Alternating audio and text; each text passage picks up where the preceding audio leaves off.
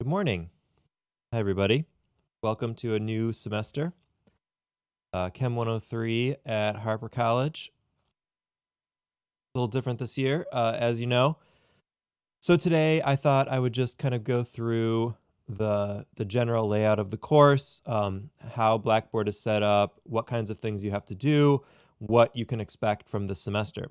If you have questions, you can put them in the regular YouTube chat. I'll be monitoring that. You can also send them via Discord. I have that open as well on my phone, so I'll be able to get your questions that way. Um, Otherwise, if you're not watching live with us, welcome also. You don't need to be watching live. If you have questions, you can always reach me on Discord or through email. All right, well, let's get started.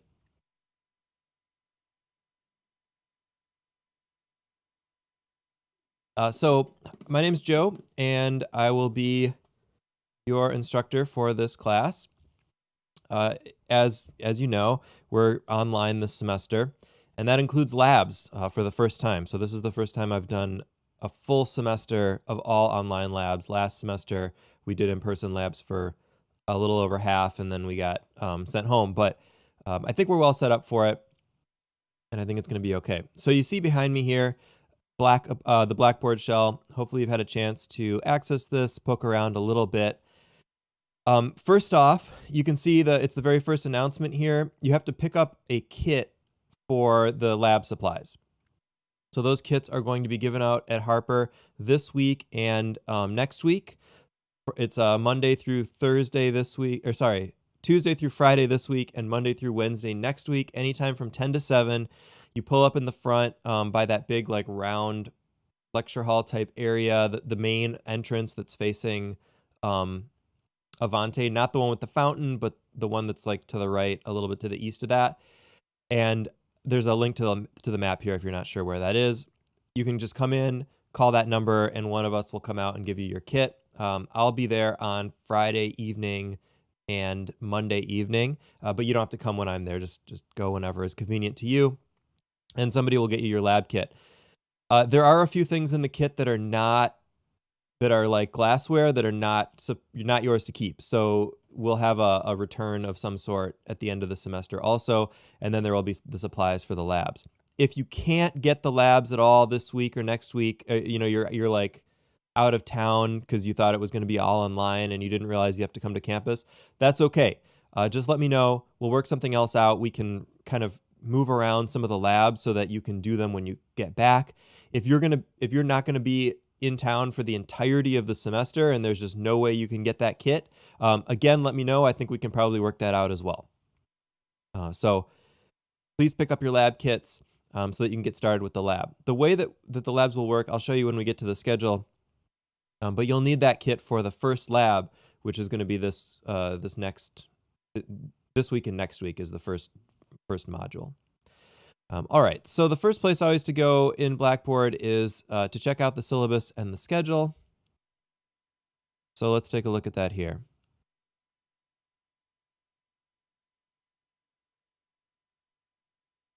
All right, so I already see a mistake here. Of course, it's supposed to say syllabus, not just the schedule, but the schedule's here too, so that's fine, I guess. All right, so some important dates to keep in mind. You only have until the end of this week to withdraw for a refund. So if you decide this isn't a class for you, this isn't the class you need, whatever, make sure you're out by the end of the week so you don't get charged for it. There's quite a bit more time if you just don't want your grade reported. So you have more time to think about that. All right, so again, I'm Joe. I've been at Harper for, I think this is my 13th year, 12th or 13th year. And I've been teaching this class pretty much every semester. I really like it. It's probably my favorite because it's pretty open-ended. There's a lot of different things we can do. There's not a lot of really like strict requirements because it's not a class that's meant to prepare you for another chemistry class. So that makes it a lot of fun and keeps it interesting every year.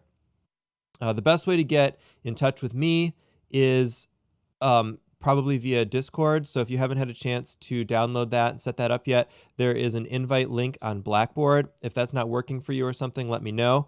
But it looks like people are getting in, so that's great. Go ahead in there, introduce yourself, and I always have my notifications turned on for that. So if you if you send me a message, I should get it. Sometimes it doesn't quite work right away, but I should get it. I may not be able to respond to you immediately, but I will as soon as I can. My office hours, this also I just had to change, so I'll post the updated one on Blackboard, but it's going to be Monday, Tuesday, Wednesday, Thursday in the mornings. And because we're remote, that just means that I'm going to be available at those times. I'll be able to answer your Discord questions, your emails. If you want to meet with me during office hours, like actually have a one-on-one conversation, that's great too. You can go into Blackboard here in faculty information. You'll find a sign up sheet for office hours.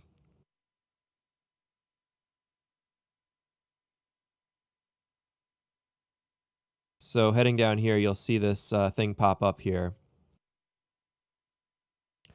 And so you can just pick a day and a time and pick a time here and sign up, and it will automatically put it on my calendar, and you'll have it too. And that way we don't have to go through the back and forth of like, hey, can you meet now?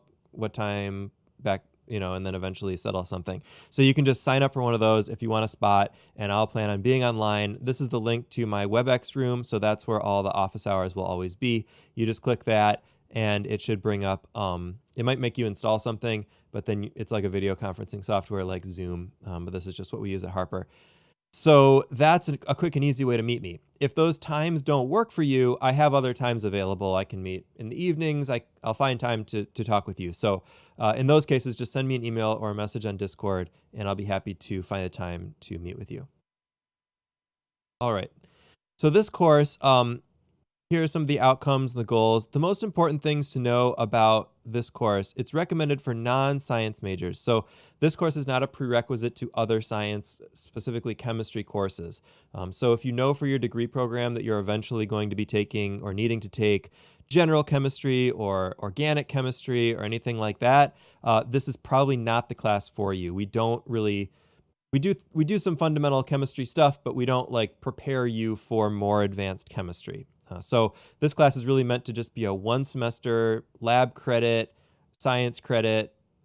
That's it. If you are planning to do more science, or you want to do more science, or you might need to do more science, a class like Chem 110 or Chem 121 might be a better fit for you. So let me know if you have questions about that, or if you think you might be in the wrong place. All right. Sorry, this streaming is just stretching my computer's resources, so things slow down a little bit sometimes. I'll try to get that worked out this week. All right, so things you need for the class. There's no textbook you need to buy, but you will need a lab notebook. Even though we're doing the labs at home, we're treating them like we would in a lab. And so you're going to be pretty much entirely evaluated on your lab notebook. So how you keep your notes, how you prepare for the lab, set up the lab notebook, all of that, that's really your grade for the lab, which is the biggest part of your grade for the whole course. So any kind of notebook is fine for your lab notebook. The best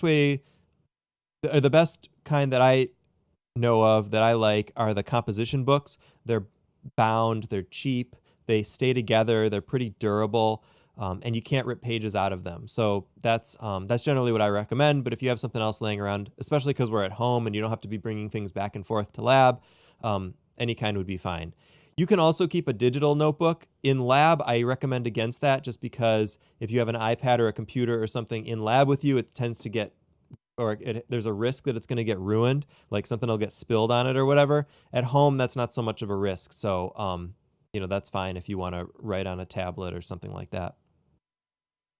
All the lab investigations you need, like the instructions, will all be on Blackboard. In person, you would need to print those out. I still recommend that at home if you have access to a printer, just because then you don't risk damaging your equipment if you have your screen next to you while you're doing the experiment. But that's up to you. And then you'll need the lab kit that I talked about that you can pick up from Harper. Okay. So as it's an online class, you need to be able to access the internet. You need to be able to access Blackboard and the course materials.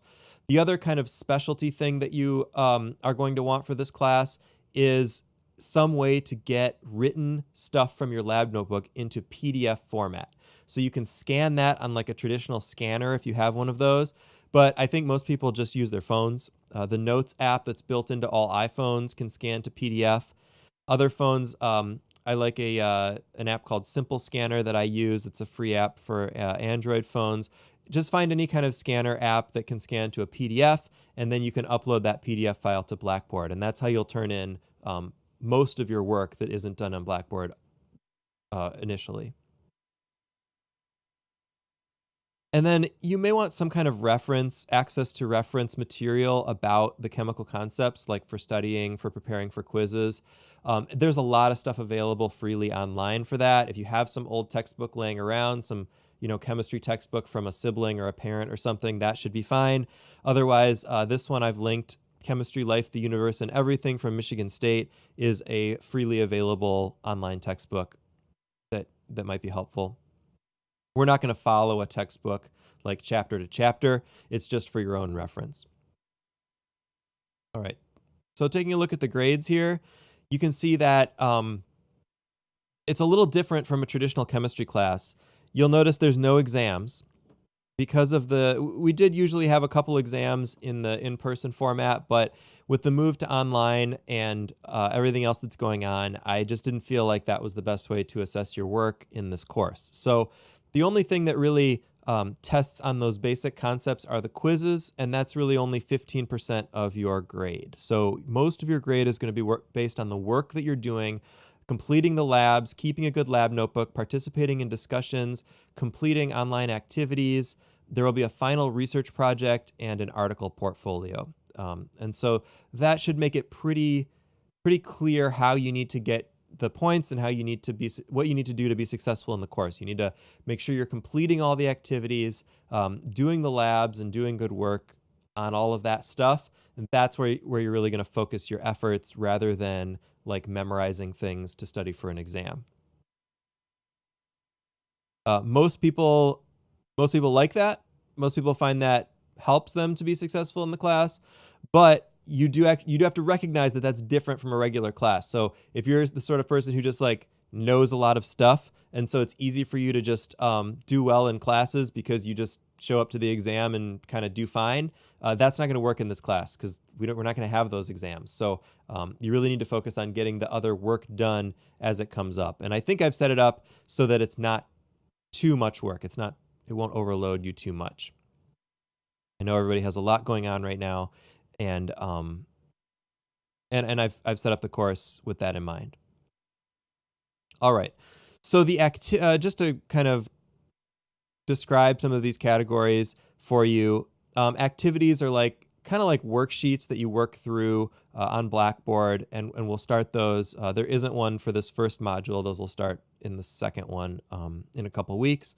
The labs we'll talk a little bit more about later, but the lab stuff that you're going to be doing. We'll be discussing some articles over Discord, and that's what the discussions are. The final project will come up in the second half of the class, so we'll talk about that when we get there. One thing that is going to come up right away in the first module is the article portfolio. So we are going to... A big part of this course is about scientific literacy, about reading science, interpreting science, and understanding what that's trying to say. So for the first half of the course, you're going to be finding these news articles that you will find and read. Then you'll summarize them and write about, and then also answer these questions about those articles. It says 8, but in the online format, we've reduced that to 4 or 5, depending on how it works out. So you'll be doing that, kind of starting right away. We'll have a quiz for each module that'll just go through Blackboard. It should be fairly straightforward.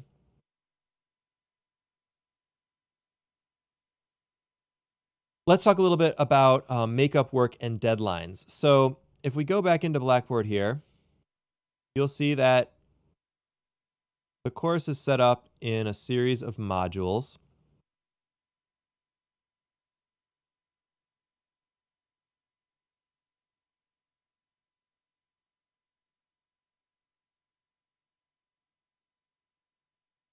Right now, we just have the orientation module, which is just like getting you used to the course, and the first work module. So I'm going to open that up just to kind of show you what's in there. Each module is 8 weeks, or sorry, each module is 2 weeks. There are 8 modules. So they're set up so you have some time to kind of plan out when you want to do that work. In general, all of the work for a particular module is due the Friday at the end of those 2 weeks.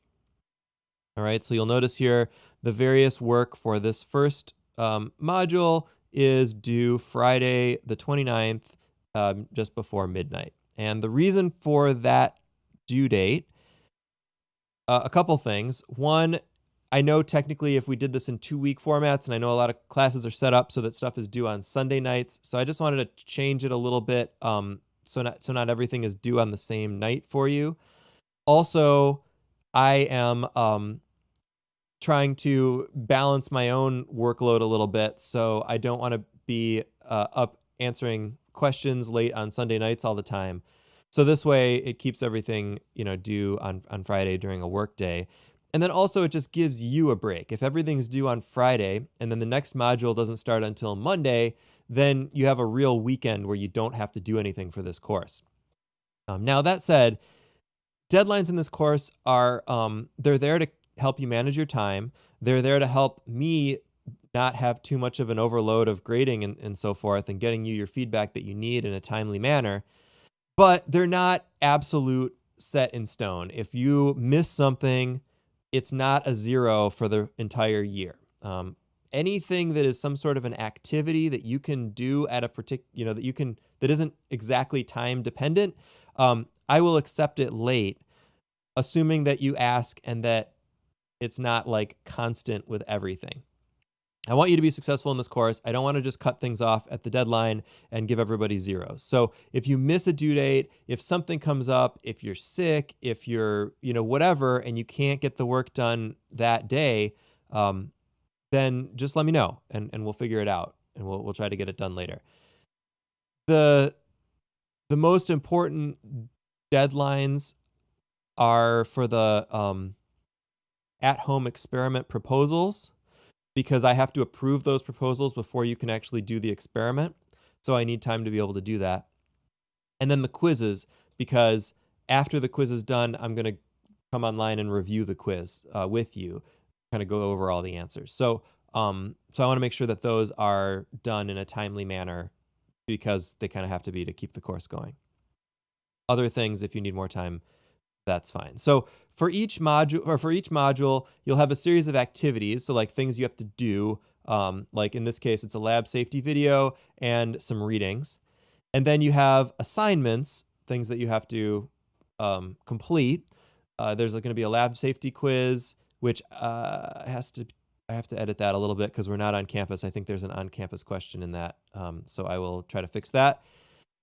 The discussion, which we'll get started with later today or tomorrow, the article report, the at-home experiment proposal, and then the lab, the chromatography lab, which is the lab kit is used for that. Additionally, they're not listed in the activities yet because we haven't set up times, but I'm going to put out a survey as to what time works best to have these kinds of live sessions. I want to be able to have a live session for each module. We'll have a live session based on the content. So like talking about the chemistry, the stuff that you're supposed to learn. But then also with the lab. So I'm planning on also taking one of the lab kits home and kind of doing the experiment along with you. If you want to do it all at the same time as though we were in lab together, that would be great. If you don't, you want to do it on your own time, that's fine too, but you have at least my guidelines on like how it works, and you can kind of see what it would look like, just as if we were in lab and everybody were looking at each other. All right, so just to monitor, I don't see anything coming in, but just to pause for a second, are there any questions, anything that's come up that is unclear for those of you tuning in live?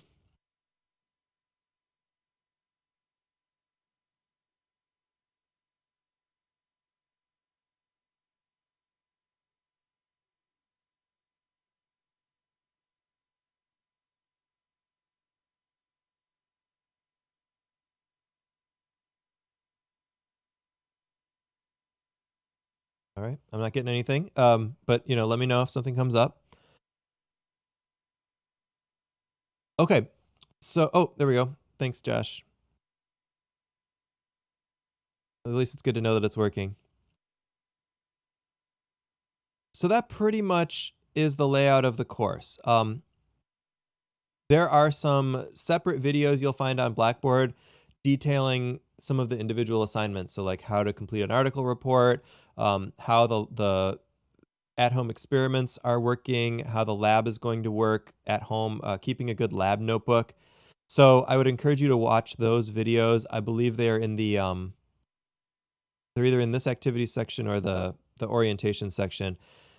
Again, I'll be sending out a survey for the best times for these meetings. I just picked this Tuesday morning because it's the first day of class. This works okay for me, but I know people work and things. So usually I like to have one video kind of in the morning and then one in the evening to try to get people who can make one time better or the other time better. But we'll work that out. And yeah, if there aren't any other questions, let's just jump back to the syllabus here for a second.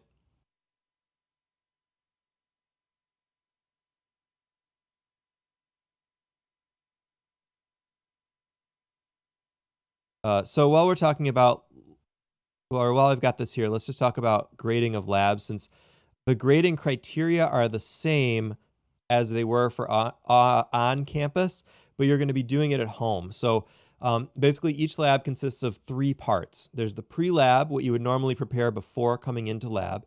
You're still supposed to do that before you do the lab, but of course, you're not going anywhere. So it could be like the 10 minutes before you start the experiment. Then there's the work that you're doing in lab. So are you completing the experiment? Are you writing down all the notes and all of that? Um, the the stuff that is discussed here in the syllabus is really, like not taking too long of bathroom breaks and things, working well with a partner. That's not going to be an issue at home. But you still do need to take good notes and keep a good lab notebook at home and watch the video for a little more details on that. And then there's the post lab, so answering the questions at the end of the lab, interpreting your results, error analysis, things like that. And those are pretty clearly directed in each lab. So that's how your labs will be graded.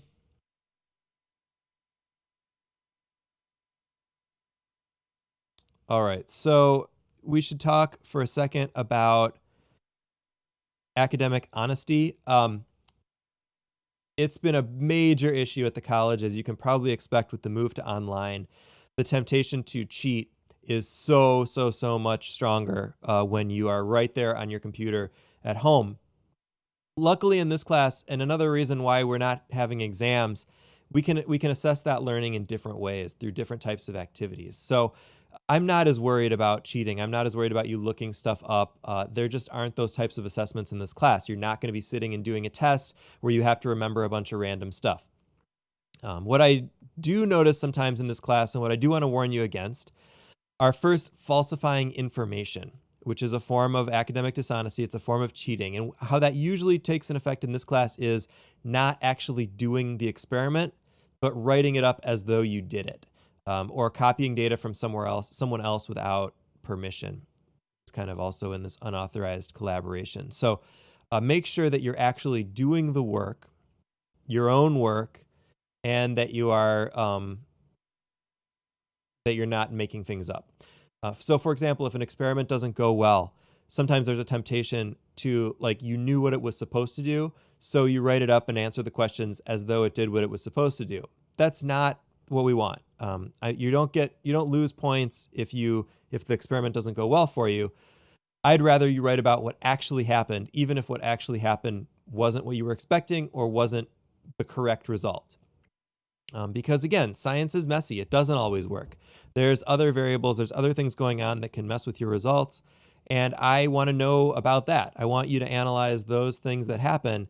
It doesn't need to work out perfectly. I want to know how you're analyzing what you actually did. Right. The other thing that has come up in academic dishonesty is posting course materials to websites like Chegg or Course Hero. Those violate copyright. And right now, I know of a couple cases, not from my class, from other classes, where students are actually getting expelled or getting failing grades and things like that at Harper, going through that disciplinary process because they posted those types of copyrighted materials. So please don't do that. It is not worth the consequences.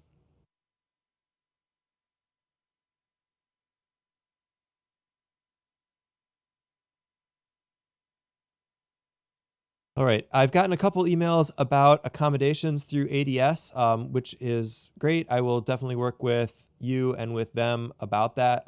Again, this class being a little bit different without the traditional exams and things, it usually works out better because there aren't a lot of time limits and stuff. But whatever you need, just let me know and we'll work on it. And then I'm trying to jump all the way down here. This is just basic support services at Harper. Down to the schedule.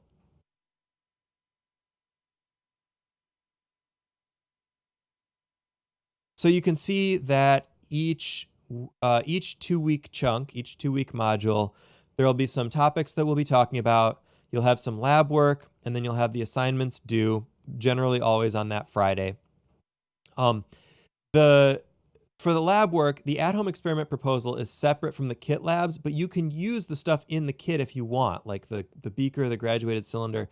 The idea of the at-home experiments are you pick your own chemistry experiment that you want to do, that you find online, that you know of from somewhere. You propose it, and then you do it. You'll find the proposal form on Blackboard. The reason that we are spacing these out, so you have a proposal due during one 2-week module, and then you have the experiment to do the next 2-week module. And it's because I want to make sure to review every single proposal and approve it before you try it. You're taking on a bit of risk when you decide to do something like this at home without professional supervision. Now, if you're not comfortable with those risks, there are lots of experiments out there that have essentially no risk, stuff you do with water. You could even propose virtual labs. They don't have to be hands-on. You could use some software to simulate some chemical something or other, and that's fine too. So you don't have to accept that risk, but if you want to do an actual hands-on experiment with chemicals, I want to make sure to minimize the risk to yourself, to your house. So certainly, I'm not going to approve anything that involves fire. Sorry, but it's not worth the risk. And then just to be aware of the warnings on other types of chemicals that you might use at home. So you can look those up. There's more information in the syllabus and on the form itself, and there's a video on Blackboard about the at-home experiments. So you'll do that first proposal during this first module, and then actually complete the lab next week. In general, I've tried to make it so that there's always some hands-on thing to do. So when you're working on an at-home experiment proposal, you're doing one of the labs from the kit, and then you're doing your at-home experiment separate from that. And that's pretty much the course. The only unusual module is during spring break. Spring break is actually in the middle of a module, so you kind of have 3 weeks to complete that one. But we're just going to take that week off and just assume that there's nothing to do. All right, well, I'm excited for a great semester. The final thing, and I'll be saying this a lot, Harper has a lot of resources to help you during this pandemic, and I urge you to take advantage of them. Whether that's technology related, they have a bunch of Chromebooks that you can check out to use. So even if you have a computer, if it's a little bit squirrely, unreliable, you have to share it with family members, you can check out your own computer to use for the course. If you have unreliable internet, Harper is checking out Wi-Fi hotspots that you can use in your house for the course. So you can go get help with that. The tutoring center at Harper is online. There is special support for when students if you test positive for COVID, you can fill out a form, and there's some support that you can get from Harper for that. Part of the relief bills, the federal laws for COVID relief, had money that go to colleges, and a big part of that money for colleges is meant to go to students. So if you need some money because something happened that is in some way related to COVID, Harper can help you with some of that stuff. So just ask. go to Harper's website. There's a lot of information about assistance. Let me know. I know it can be really hard to ask for help with some of these things, especially if it's something you've not had to deal with your family before, whether it's food support or whatever. But Harper has the resources to help right now, and I urge you to take advantage of them if you need. So let me know if anything else comes up. You can reach me on Discord or via email, and we'll come back live again sometime later this week to talk about the material for this module and maybe get started with the labs. So thanks everybody, and I hope to maybe someday meet you in person or at least online or through text, and I think it'll be a great semester. So thanks everybody. Bye.